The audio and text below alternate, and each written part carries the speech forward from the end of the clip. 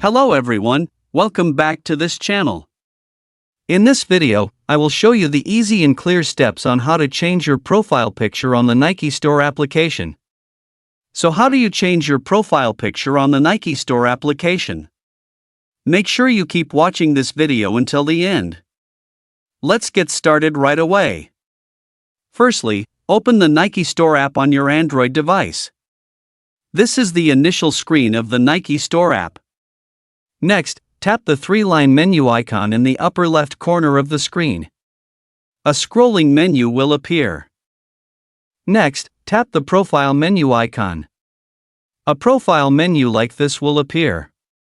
Then, tap Edit Profile. Next, tap the Edit menu here. Tap Choose Photo to choose from the gallery. Your phone gallery will appear. Select the image you want to use as your profile picture.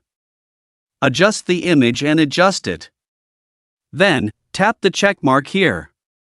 So that's it, tutorial on how to change your profile picture on the Nike Store application. Thank you for watching. I hope this video was helpful. See you in the next video.